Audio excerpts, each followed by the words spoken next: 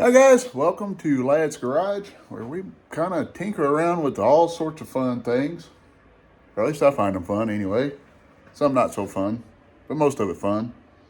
If you're new here, I actually run two YouTube channels. This one, Lad's Garage, and my other one is the Lad's Trucking Diaries, which I typically do like a daily vlog type thing from driving a truck. We are happy to have you with us, and hope you stick around. Hit the subscribe button down below and the likes and all that fun stuff. Comment what you think I'm doing right, what you think I'm doing wrong. As you can see, I've got my pinewood stuff out. We are using an official race kit, Pinewood Derby. You can see it comes with 4 axles, pine block, and 4 wheels, and a little sticker pack for numbers. As you can see, this is an official Scouting America Pinewood Derby kit. You can see here, website. As with everything, could possibly cause cancer in California. Everybody that knows me knows this is like one of my favorite things to do with scouting. I'm not one of the best scouting leaders there is out there. I don't understand a lot of it. I enjoy going to the camp outs with the troops, and even taking the Cub Scouts out and seeing them get to experience nature as it is. And one of my favorite things with being a Cub Scout leader is being not only our pack Pinewood Derby guy, but I'm also our district Pinewood Derby guy, so to say. Meaning that I'm kind of left in charge of Pinewood Derby. I love watching the competitiveness of the kids because they have a pretty, we'll get the rules out here. This is the rules I go with. These come out of the box. They even come with, I guess just show you the regular side because the backside Spanish, but they even come with some basic instructions on how to put the car together. I'm a firm believer that in racing, rules ought to be open a little bit. Yes, I am a racer. Those are new, just tuning in for the Pinewood stuff. This is what I enjoy.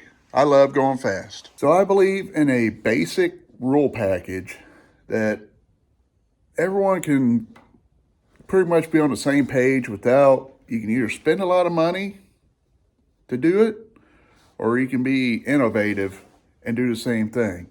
With the kids, I run a basic rule package. The cars can't weigh any more than 5 ounces. I like them to be as close to 5 ounces, but not over. Basic rule package, other than weight, is a maximum of 2 3/4 inches wide and a maximum of 7 inches long. There's a minimum width rule of 1 3/4 inches. And they got to be able to clear at least 3/8 on the bottom. And that's basically just to get the cart down the track. It's not interfering with the other lanes. These rules here are basically what I use for the Cub Scouts. Now I run, in the events I put on, I run the Cub Scout races, the pack races, and I also run outlaw races. Outlaw races, pretty much if it's, within the lane, the inch or 2 3/4 inches wide, run what you brung. If it hangs off the end of the track, and it pretty much, if it rolls, it races. Now that I've kind of gave like my basic identity on, what I run on a Cub Scout rules, some councils and districts and packs, just in general, they're happy with taking this, having a car cut out of it, a basic shape, making it 5 ounces and sending it down the track. They don't want anything done with wheels or, basically the axles. Don't mind my hand. Basically the axles are more or less nails, and they got flaws in them. And some of these packs and councils, however you want to put it, they're very strict on their rules for Cubs. And I believe they don't allow a scout to be thrifty. Just my opinion. So that's kind of a basic rundown on the Cub Scout racing. Now on to what I like to do called outlaw racing. Some people call it open races, but pretty much this is set up to where either the Cub Scout can bring an older car or even race the car that they race in their Cub Scout race, but they can modify the weights. I encourage the adults to get involved with it. It's just a lot more fun to see the creativity that can come out of an outlaw race. See what's faster. I mean, really, the whole idea of Pinewood Derby is, to build something for the parents, to build something with the kids. And there's a lot of scientific learning with it, potential energy, kinetic energy. I mean, there's a lot of stuff I don't understand with it. Friction, gravity, I mean, you name it. There's a lot to learn out of Pinewood Derby. So with outlaw races, you see some people to stack on, I mean, their cars weigh pounds. And I said pounds. And some people make them as light as they can. You got, like I said, long cars, short cars. I mean, they modify the crap out of them. And it's just neat to see what works, what don't work. Over the years, I have built several cars, as you can see. And the black truck up there. Past couple years, I tried building these cars. But like I said, they are Pinewood or Cub Scout legal. And I honestly think I should have just made a complete outlaw car out of them. This car here has been my most consecutive winning car. It's more of a station wagon. I made it the year I got my HHR. You can see, called it Speed Wagon, built 21. And it's got a little bit of a history. And last year I got third. I got taken out by a car that had a Batman super glued to it. So I'm kind of out for vengeance this year, so I'm going to build something different. And this car here is actually my most consecutive winning car. We call it American Heat. But it's only one event. And the reason why I say this car is my most winning car is because I have raced the crap out of it. I have beat overall King of the Hill champions for the Cub Scouts with it, and ran a lot of grudge racing, which is more or less, after everything's done with, we let the kids set up the cars on the track. They race who they want to race. They race however long they want to race, and it don't matter who wins or loses. But me being a kid at heart, me beating them in grudge racing, just as fun as any of it. And with Pinewood racing, there is a lot of money that can be spending. I mean, this kit through the Scouts is like $5 or $6. They're not very expensive, but you can actually get online. There are numerous websites. They sell custom pre-cut blocks, pre-done axles, wheels. I mean, you name it. There are a lot of things that can be done with a Pinewood car to get them faster. Some of the designs I don't really like. I like an actual car shape. To me, that's more natural. That's why, you'll see me. That's why you see me with cars like this. I know the front wheels are missing, but, it's not exactly a car, but the way it's designed, it models after a car. A lot of these guys will build basically the identical cars. They all have fenders. They're all basically flat cars. They all build them the same, and they're fast. But that's not what I'm after. I want something that's real, that looks good, looks like a car, and is also fast too. So that's why we're gonna build another car together. And I've done one already with you guys, but I'm gonna do another one, just to be sure you guys understand. So I have really toyed with the idea of what I want to do in my head. First I was like, man, I need to do a top fuel dragster or something like that. Wouldn't be hard to do. Minimum work on my part. Most of it be down to sanding and detail type work. But I was like, that's not my thing there. I'm not a dragster. I don't mind drag racing, but it's not quite my thing. I like stock car. I like street cars more than top fuel dragsters. I think that's just cooler watching a funny car or something go down the track. But I race dirt track, so that idea kind of faded out of doing a dragster to kind of bounce around in different dirt classes. So we want to do a dirt modified. We want to do a dirt late model. I race street stocks. I got a Camaro sitting in the other bay of my shop right now that I need to be working on, but I'm gonna start building a pinewood derby car instead. So I'm gonna do my best to do a second gen Camaro based after what I have sitting in my other side of my shop. So what I want to do is see how I can make this into this. So the challenge is going to be making this look like this, just not as rough. As you can see, these cars come with factory wheel slots. I call them factory wheel slots, but they come with pre-slotted places for the axles to slip into on these blocks. But on this car, as you can see, there's a little bit of space here and kind of similar distance like right in here. So I don't know if I'm going to extend the wheelbase on this to kind of recreate that look, or possibly, I really don't know what I'm going to do as far as wheelbase yet. I need to sit down and actually design what I want. This block of wood, as you can see, one axle slot is closer to the edge versus the other one. This car was built how this block is sitting, and so is this car. This car was built exactly how this block is sitting. The biggest difference between these two cars with the way they're built is there is a lever mechanism that the cars will rest on at the top of the hill. And it's going to drop and both cars are going to go. The difference is when this car gets to the bottom of the hill, the whole car is going to be on the flat of the track before this car is.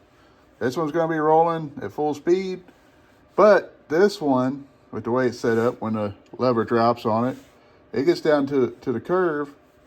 It's got the wheels on the back. It's going to hopefully give it a little bit of a boost to get down the track, which is why I think I've had better luck with competing with this car versus this one. So back to the Camaro look of our new block. What I might end up doing is actually utilizing a little bit of both on these cars. Since I run the Outlaw race, we can add a little bit more on the short side of the block, so to say.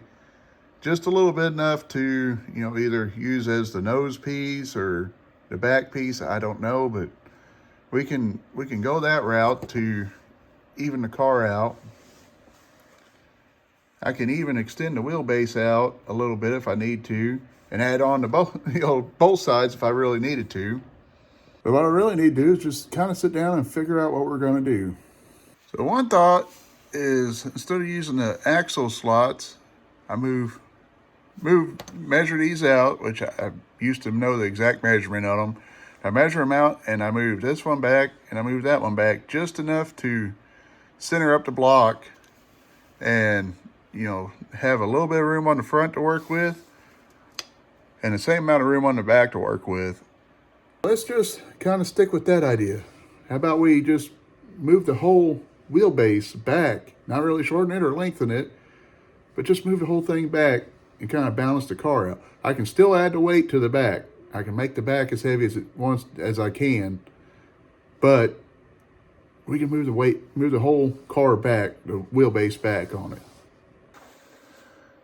What I did not realize with this fancy tool till just now is basically from here to that center line right there on both sides is 1 16 inches, which means it is centered in between what should be the length of the car. So technically, if we set it up on how the car should be lengthwise, we'll have our markings for the offset of the wheels. I have my markings already for what I got off of the tool, but I'm going to go ahead and use a speed square and do a straight line across here. The next process that I would have to do to get the wide body effect that I typically run you know, with fenders, wheels are inset compared to the standard pinewood derby car, is I gotta add a 1/2 inch to each side of what this would be. Basically what I gotta do is add 2 pieces of wood to the side like this.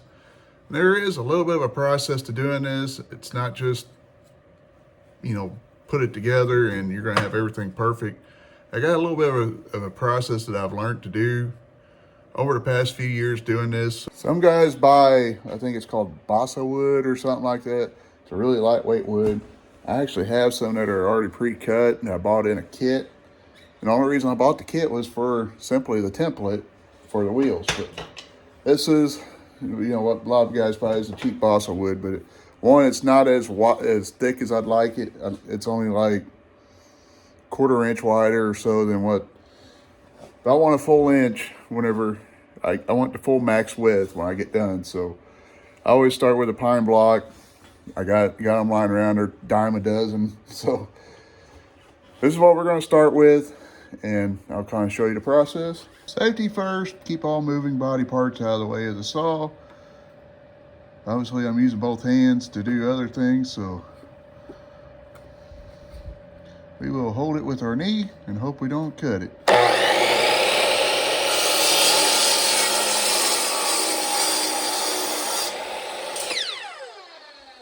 So now we got a piece that is the same length as this is to work with to actually cut out more strips out of it. So all we did is took our speed square onto the end that we just cut, because I know for sure that is square. We made us a 1 inch marking all the way down. Now we get to use the table saw, because it ain't no good eating on it, just cut up on it.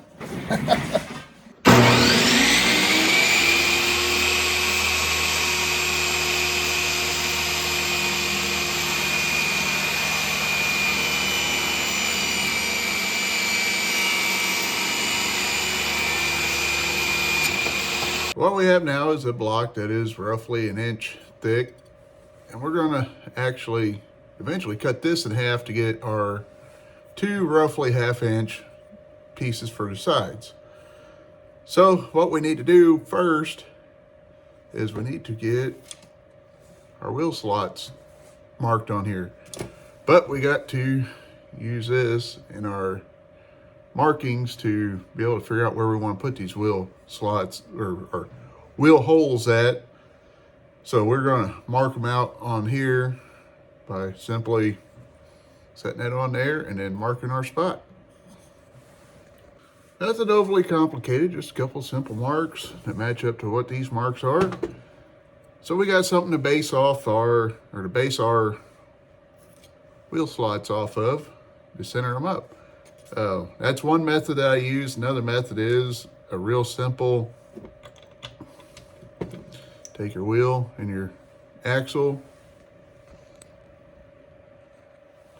and we are going to take that and more or less mark our spot.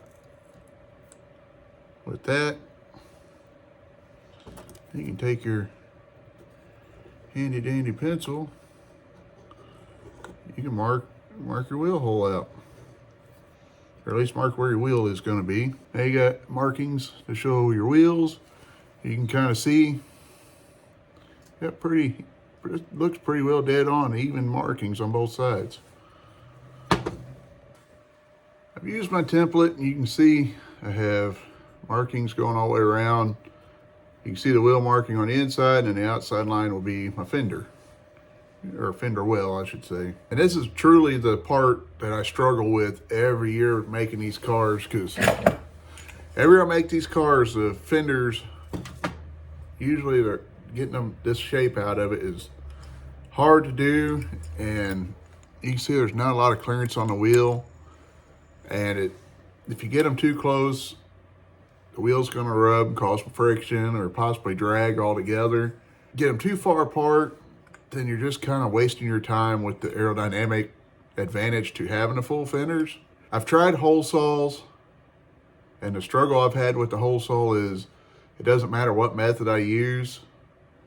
It wants to come in it starts at it straight and it wants to do that. So the best method I've found right now is using the bandsaw.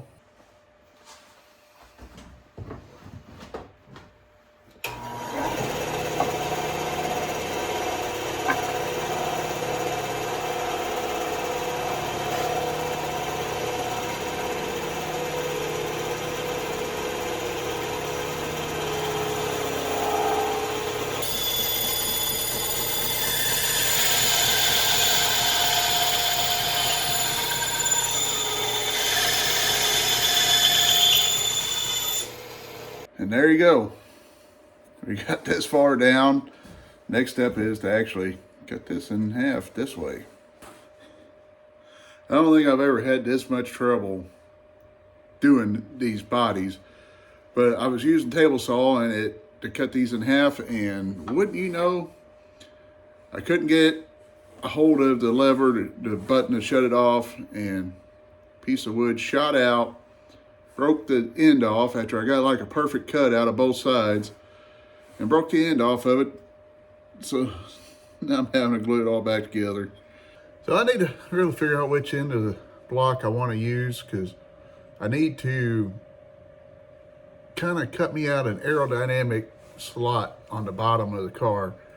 So basically I'm going to take kind of like an airplane wing type shape and kind of cut it and angle it back. Something that I think has been an advantage to my wide body kit cars, and I keep using this one for whatever reason, but on the bottoms, my fastest cars have all been dished like this. This car was actually, before I started having issues with it, it was actually a pretty quick car, but wasn't my fastest. But they're dished on the bottom. And what I think is happening is, with them being dished, I'm no longer getting downforce as much as I'm getting lift. You know, in a race car, you want downforce to hold you down to the track, you know, for better handling and whatnot. But a pinewood car, you want to actually make the car heavy while making it light at the same time. So maybe if we just take a cut and kind of do like an airplane wing style deal right there, maybe it might help create a little bit of lift up underneath the car. I mean, I don't know the exact sciences behind it, but I don't want to create too much lift. And I guess I could technically do it backwards. I mean, I don't know what would be better, is this way to get, you know, the car to lift up, or this way to kind of get the weight on the back. Hopefully this gives us some aerodynamic / weight transfer, or percentages, however you want to put it. Hopefully it gives us a little bit of a advantage. I don't know, it may be too much, not enough. We'll find out. This is the next step, is glue it together and let it dry. Let's sit here and stare at it. Now, in all seriousness, this is the perfect time to kind of inspect wheels and axles, because I've already found a flaw with some of these wheels. Ideally, put the axle through and the wheel spins pretty freely. But I did find 2 out of the 4 wheels that wasn't exactly that way. So we want our wheels to be able to put the axle in and spin them. But we don't want wheels that, you know, we gotta fight. Actually gotta put pressure to get the axle in. And believe it or not, that axle ain't going any further in than what it is. Well, I just forced it in. But watch, I got a hold of it. It's not spinning freely. And we have another wheel identical to it. Got to force the axle into it to start with, pop it into place, and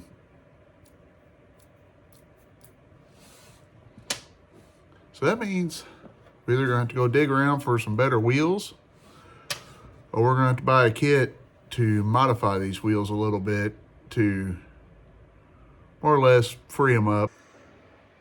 I almost forgot a very important step. I started gluing this together, putting the sides on it. And I forgot I need to drill the holes for the axles. And that's what this little tool here is for. This is actually from Pinewood Pro axle hole driller. You can see their information there and all the different options and instructions and all that. Obviously, I got to drill my own holes out of this because I'm not using the axle slots. So I'm going to try to set the car up to 3-wheel, basically kind of like a dirt late model or modified. You know how they up on 3 wheels, you know? That's basically what we want to do.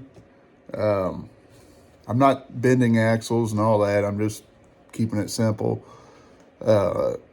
So I'm going to kind of follow their instructions here, and I'm going to drill the holes out using a regular drill, pretty much.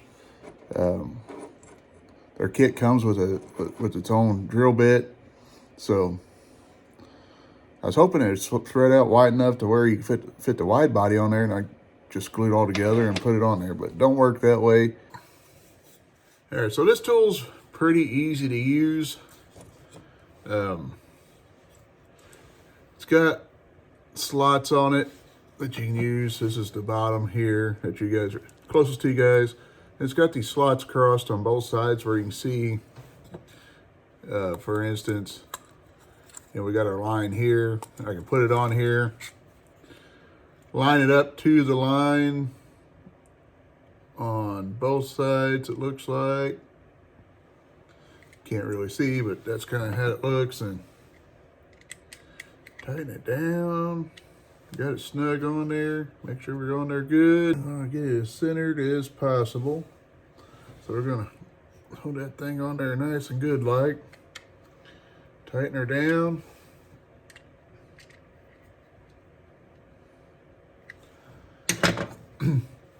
Like so, it stays on the car pretty stout. We got pretty well dead center where it's at. So the front, I am going to make sure we got it right. I am going to, on this side, do a 2.5 degree angle canter. Just like that. So this side, see, it's got holes, 2 holes in the center. Bottom one is for just running regular wheel height, and the top one is for a raised wheel. So we're gonna raise the left front up just like a modified. Double check, make sure I'm still centered. We are.